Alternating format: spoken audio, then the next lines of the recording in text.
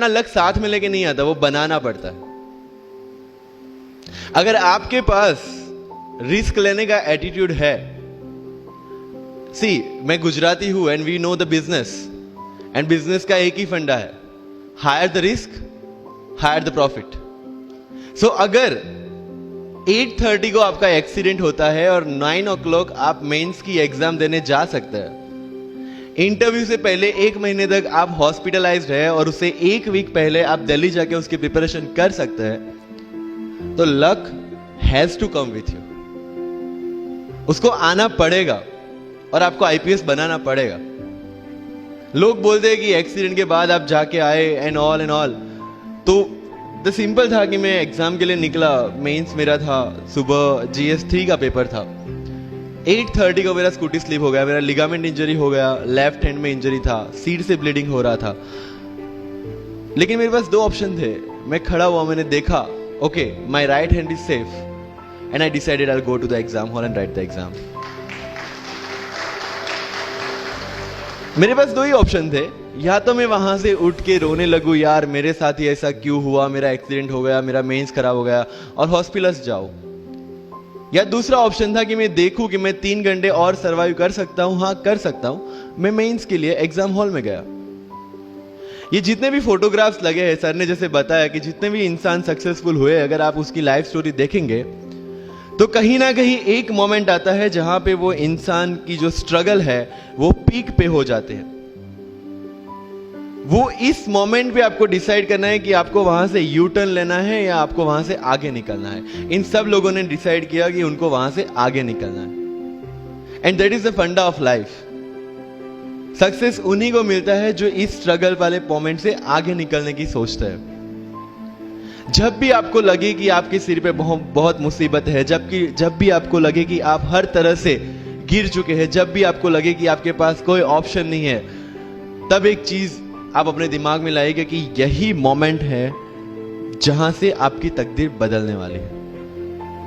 क्योंकि डायमंड जो होता है वो जितना ज्यादा घिसता है उतनी ज्यादा उसकी वैल्यू होती है। सोना जो होता है वो जितना ज्यादा तपता है उतनी उसकी वैल्यू होती है। अगर आप जिंदगी में तप रहे हैं, अगर आप जिंदगी में घिस रहे हैं, अगर आपको लग रहा है कि आप हर तरह से मुसीबतों में गिरे हुए हैं, तभी आपकी जो वैल्यू है वो बढ़ने वाली है।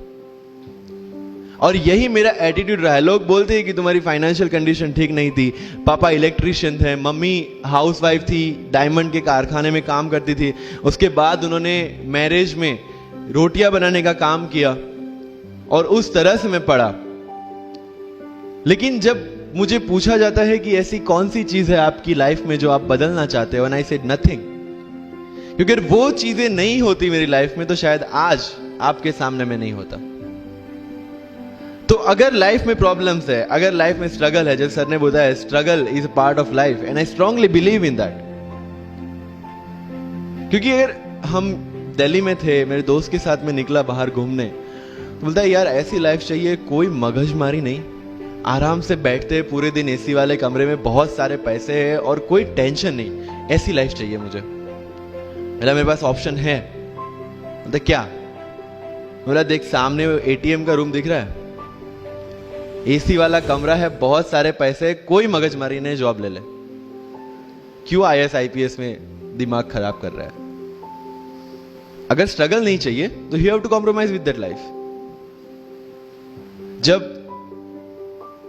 भारत वर्ष का सपना चंद्रगुप्त ने देखा, चाणक्य ने देखा, और उस भारत वर्ष को बनाने के लिए जब ये संघर्ष जारी था, और तब राजा धनानंद की डॉटर दूरदराज से चंद्रगुप्त को प्यार हो जाता है, और जब चाणक्य उनको बोलते कि नहीं तुम्हें उससे दूर रहना है, और तब चंद्रगुप्त बोलता है आचार्य कभी कभी सोचता हूं कि जिंदगी में या ये भारत के सम्राट बनने के लिए इतना त्याग, इतना बलिदान ना देना होता तो। और तब चाणक्य रिप्लाई करते हैं तो हर कोई भारत का सम्राट होता। This is the fundamental rule of life. अगर IAS बनने के लिए, IPS बनने के लिए सैक्रिफाइस करना नहीं पड़ेगा, अगर उसके लिए आपको त्याग नहीं करना पड़ेगा, तो आज पूरे इंडिया में हर घर में आपको IAS IPS मिल जाएंगे। So when you are entering into this game of UPSC or MPSC, make sure that you have to sacrifice anything which will take you to your goal. लेकिन प्रॉब्लम ये है कि हमें टेंशन होती है, यार दोस्त की एंगेजमेंट है, उसकी बर्थडे पार्टी है, उसकी शादी है, अटेंड नहीं करूंगा तो बोलेगा मैं तेरी शादी में नहीं आऊंगा, एंड ऑल. लेकिन बिलीव मी, जब आप आईएएस बन जाओगे, वो सामने से याद दिलाएगा, भाई इनविटेशन कार्ड नहीं भेजा तूने.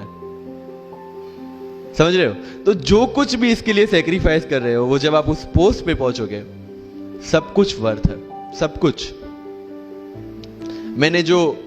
मेरा इंटरव्यू था यूपीएससी का, मुझे एग्जैक्ट डेट याद है, 23 मार्च को मेरा इंटरव्यू था. 20 फरवरी को मुझे हॉस्पिटल में एडमिट किया गया क्योंकि मुझे इन्फेक्शन हो गया था बॉडी में, एंड बहुत हाई फीवर था, तो आईवी के अलावा कोई ऑप्शन नहीं था. 1 मार्च को ठीक होके मैंने सोचा चलो दिल्ली निकलते हैं. 2 मार्च को मैं दिल्ली पहुंचा. 3 मार्च को वापस से टॉन्सिलाइटिस का अटैक होने की वजह से फ्लाइट लेके वापस से Palanpur, Ahmedabad. Again hospitalisation. 15 March को I got relieved from the hospital.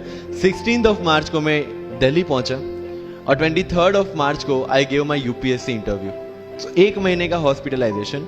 उसके बाद जब दिमाग में ये था कि मेरे साथ जो लोग इंटरव्यू दे रहे हैं वो 1 महीने से प्रिपरेशन कर रहे हैं, एंड 1 महीने से मैं हॉस्पिटल में था, again I thought this is the moment to prove yourself. I went to the interview और पूरे इंडिया में 2nd highest marks in interview. This is not to say कि मैंने कितना अचीवमेंट लिया, this is just to say UPSC is all about this. मैंने कोई preparation नहीं की थी यूपीएससी के लिए, इंटरव्यू के लिए, but again I scored good marks in interview because UPSC सिर्फ आपका नॉलेज चेक नहीं करता. Make it very clear in your mind. जैसे सर ने बोला, it's a game of wisdom. आपको पहले ऑफिसर बनना पड़ेगा यहां से. यूपीएससी का काम तो सिर्फ थप्पा लगाना है कि हाँ ये ऑफिसर बन गया. जितने भी आईएएस आईपीएस ऑफिसर्स को आप मिलोगे, you will realise this thing कि ऑफिसर वाली क्वालिटीज इसमें पहले से है. आप जब प्रिपरेशन स्टार्ट करते हैं तभी से समझ लीजिए कि आपकी आईएएस और आईपीएस की ट्रेनिंग भी स्टार्ट हो गई.